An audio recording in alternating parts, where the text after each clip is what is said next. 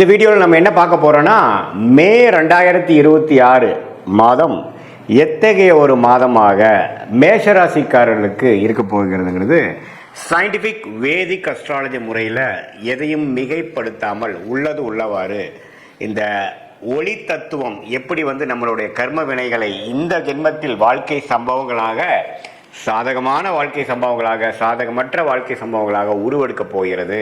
அதுக்கு கிரகத்தின் சஞ்சாரங்களும் பெயர்ச்சியும் எப்படி ஒரு தாக்கத்தை மேஷராசிக்காரர்களுக்கு மே மாதம் 2026 அந்த 31 நாட்கள் எப்படி இருக்க போகுதுங்கிறது நாம் துல்லியமாக சயின்டிஃபிக் வேதிக் அஸ்ட்ராலஜி முறையில் பார்க்க போகிறோம் இந்த வீடியோவில்.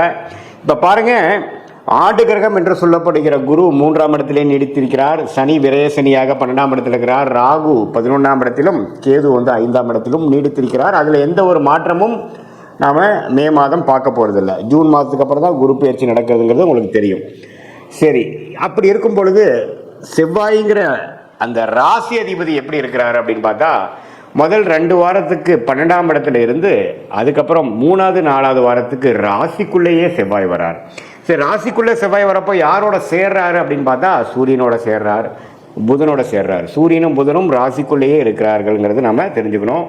2ஆம் இடத்துல சுக்கிரன் பார்த்தீங்கன்னா முதல் 2 வாரத்திலிருந்து 3வது 4வது வாரத்தில் 3ஆம் இடத்துக்கு மாறுறார். ஸோ சுக்கிரனின் சஞ்சாரம் மேஷராசிக்கு ரொம்ப நல்லா இருக்குது. அதே சமயத்தில் சூரியன் ராஜோகாதிபதி சூரியன் ராசிக்குள்ளேயே வருவது ரொம்பவும் நல்லது. அதே சமயத்தில் குரு 7ஆம் இடம்ங்கிற திருமணம், குடும்பம், நண்பர்கள் ஸ்தானத்தை பார்த்து நீடித்திருப்பது நல்ல ஒரு முன்னேற்றத்தை கொடுக்குது. பட் சனி 12ஆம் இடத்துல இருக்கிறதுனால விரயங்கள் நிறையா போய்கொண்டு இருக்கிறது. உங்களுக்கு கடந்த ஒரு 6-7 மாதமாகவே பார்த்தீங்கன்னா என்னதான் வருமானங்கள் இருந்தாலும் சுப செலவுகள் கொண்டிருக்கிறது. குழந்தைகளுக்காக செலவு பண்ணுறது, ஒரு நல்ல ஒரு இன்வெஸ்ட்மெண்ட்டுக்கு ஒரு பணத்தை முதலீடு செய்வது, அதே மாதிரி சில ஃபங்க்ஷன், சில சுப விஷயங்கள் நடத்துவதற்காகவும், சில பிற்காலத்துக்கு வரக்கூடிய ஒரு ஒரு ஒரு பலனுக்காக இப்போ நம்ம சில முதலீடுகள் செய்வதற்காகவும் நம்ம விரயசனியாக மேஷராசிக்காரர்கள் நல்லாவே செஞ்சு கொண்டு இருக்கிறார்கள்.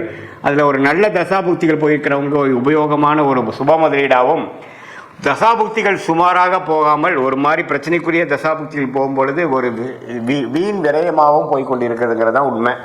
ஸோ இத்தகைய ஒரு மேஷராசிக்காரர்களுக்கு முதல் 2 வாரம் பார்த்தீங்கன்னா ராசி 12ஆம் இடத்திலிருந்து செவ்வாய் சனியோட சேர்ந்து சில பிரச்சனைகள், டிராவலிங்கில் சில இடைஞ்சல்கள், அலைச்சல்கள், விரயங்களில் ஒரு பிரச்சனைகள், உடல் உபாதைகள், வம்பு வழக்குகள், கடன் பிரச்சனைகள், இது மாதிரி கொஞ்சம் ராசி அதிபதி சனியோட சேர்றதுனால மேஷராசிக்காரன் கொஞ்சம் டிஸ்டர்ப் ஆகக்கூடிய அமைப்புகள், எண்ணத்தை சொல்லி எண்ணத்தை பண்ணிங்கிற மாதிரி ஒரு மாதிரியான ஒரு மன சஞ்சலனத்தை கொடுக்கக்கூடிய அமைப்பு முதல் 2 வாரம் இருக்குது. அதுக்கப்புறம் 3rd and 4th வீக் கிட்டத்தட்ட மே 15க்கு அப்புறம் பார்த்தீங்கன்னா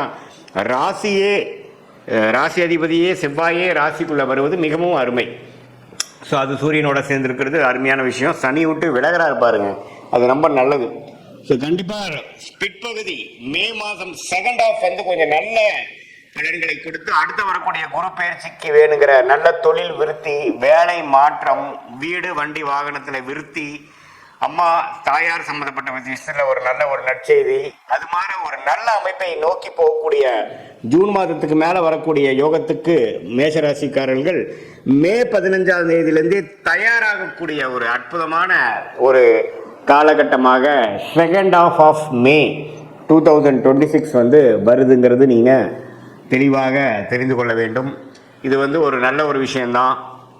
எந்த விதத்துலையும் பார்த்தீங்கன்னா நம்ம ஒரு ஒரு பாதிப்பு இல்லாமல், பண வரவு பிரச்சனை இல்லாமல் வரும். ஏன்னா சுக்கிரனே ரிஷபத்திலிருந்து 15ஆம் தேதிக்கு அப்புறம் மிதுனத்துக்கு போகுது. எல்லாமே கொஞ்சம் நல்ல விஷயங்கள், பெண்கள் விஷயங்கள், சுப செலவுகள், ஆடம்பர விஷயங்கள், அது மாதிரி விஷயங்கள்லாம் நல்லா செலவாகும். அதே சமயத்தில் குடும்பத்தில் கொஞ்சம் நல்ல ஒரு இதுவரை அப்படி இப்படி கொஞ்சம் சங்கடங்களும் மன கருத்து வேறுபாடுகளும் இருந்ததெல்லாம் கொஞ்சம் நீங்கி கொஞ்சம் பேச்சப் ஆகக்கூடிய அமைப்புகள்லாம் கண்டிப்பாக உண்டு. சில பேர்த்துக்கெல்லாம் திருமண விஷயங்கள், மேஷராசிக்காரர்களுக்கு திருமணம் நடக்கக்கூடிய அமைப்புகள், கை கூடக்கூடிய அமைப்புகள் ரொம்ப நாளாக பார்த்துட்டு இருந்து இப்போ அமைஞ்சிருச்சுங்கிற மாதிரி விஷயங்கள்லாம் அடுத்தடுத்து வரக்கூடிய அமைப்புக்கு வேணுங்கிற ஃபவுண்டேஷனான அமைப்புகளை கொடுக்கக்கூடிய ஒரு அருமையான தருணமாக மேஷராசிக்காரர்களுக்கு ஆண்டு கிரகத்தை எடுத்து பார்க்கும் பொழுது ராசி அதிபதி சூரியன், புதன், அதுக்கப்புறம் வரக்கூடிய சுக்கிரன், இதெல்லாம் வைத்து பார்க்கும் பொழுது ஓரளவுக்கு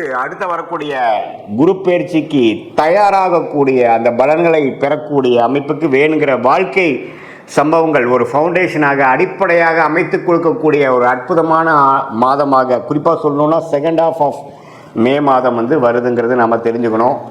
இது ஒரு பொதுவான பலனை தவிர உங்களுடைய ஜென்ம ஜாதகத்தில் நீங்கள் பிறந்த தேதி, பிறந்த நேரம், பிறந்த ஊரில் எது மாதிரி ஜாதகத்தில் வரீங்க, எந்த லக்னத்தில் வரீங்க, நீங்கள் அஸ்வினி நட்சத்திரமா அல்லது பரணி நட்சத்திரமா, கிருத்திகை நட்சத்திரமா, எந்த நட்சத்திரத்தில் நீங்கள் பிறந்தீங்க, அதுக்கு தகுந்த மாதிரி தசாபுக்திகள் எப்படி போய்கொண்டு இருக்கிறது, தசநாதன் எப்படி இருக்கிறார், புக்திநாதன் எப்படி இருக்கிறார், நீங்கள் எந்த லக்னத்தில் பிறந்தீங்களோ அந்த லக்னாதிபதி எப்படி இருக்கிறார், இதெல்லாம் வைத்து பார்க்கும் பொழுது நாம் இப்போ பேசின கோச்சாரம், சனி பயிற்சி, குரு பயிற்சி, இந்த செவ்வாய் பயிற்சி, புதன் பயிற்சி, சுக்கிர பயிற்சி எல்லாம் ஒருங்கிணைத்து பார்க்கும் பொழுது உன்னமே துல்லியமான பலன்கள் மேஷராசிக்காரர்களுக்கு அடுத்த வரக்கூடிய 6 மாதங்கள் எது மாதிரி விஷயங்கள் உங்களை காத்து கொண்டிருக்கிறது, லைஃப் எக்ஸ்பீரியன்ஸ் எது மாதிரி மாறப்போகுது, எது மாதிரி திசையில் நம்மளுடைய வாழ்க்கை பயணிக்க போகிறது, எந்த விஷயங்கள் காத்திருக்குது, எந்த விஷயங்கள் நமக்கு சரி வராது, வேலையா, தொழிலா, வெளிநாடா, உள்நாடா, பிரைவேட்டா, கவர்மெண்ட் ஜாபா, என்ன படிப்பு படிக்கலாம், திருமண விஷயங்கள் எப்போ வரும், புத்திர பேரு, குழந்தை செல்வம் எப்போ கிடைக்குங்கிற மாதிரி வாழ்க்கைக்கு தேவையான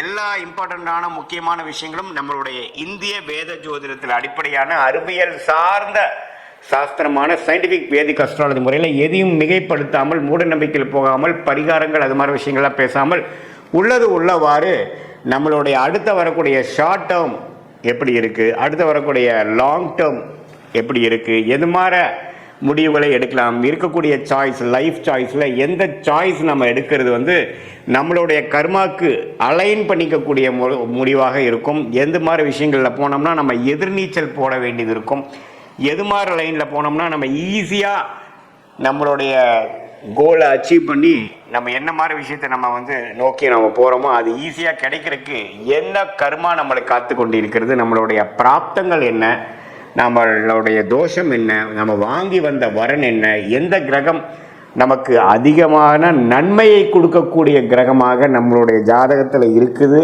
அந்த கிரகத்தின் சார்ந்த படிப்பு, வேலை, அணுகுமுறை, நம்மளுடைய முயற்சி அப்படிங்கிற மாதிரி விஷயங்கள்லாம் நம்ம போனோம்னா வாழ்க்கையில் எளிதில் பிரச்சனை இல்லாமல் பின்னோக்கி போகாமல் முன்னோக்கி போய் எளிதில் கடன் பிரச்சனைகள், தேவையில்லாத பண விரயங்கள், தேவையில்லாத சமய விரயங்கள், டைம் லாஸ், டைம் வேஸ்ட், அது மாதிரி விஷயங்களெல்லாம் தவிர்த்து என்ன செய்யணுமோ அது கரெக்டான டைமில் அந்தந்த நேரத்தில் செய்து, சம்டைம்ஸ் சிலதெல்லாம் நம்ம ட்ராக் ஆகி போயிட்டுருக்கிறப்ப நம்ம ஃப்ரஸ்ட்ரேட் ஆகாமல் பொறுமையோட எந்தெந்த நேரத்தில் எது செய்வது நல்லதுங்கிற டைம் லைன்ஸ், எப்படி ஒரு கூகுள் மேப் பார்த்தீங்கன்னா நம்ம போகக்கூடிய ரூட்டில் என்னென்ன விஷயங்கள் இருக்குது, டிராஃபிக் எங்கே அதிகமாக இருக்குது, எந்த இடத்துல நம்ம டேர்ன் பண்ணணும், எந்த எக்ஸிட் எடுக்கணும், லெஃப்டா ரைட்டா, எவ்வளோ கிலோமீட்டர் இருக்குங்கிறத காட்டுதோ அதே மாதிரி இந்திய வேத ஜோதிடத்தில் அடிப்படையான சயின்டிஃபிக் வேதிக் அஸ்ட்ராலஜி உங்களுடைய ஜாதகத்தில் இருக்கக்கூடிய நிலுவு சொல்லுகளை புரிந்து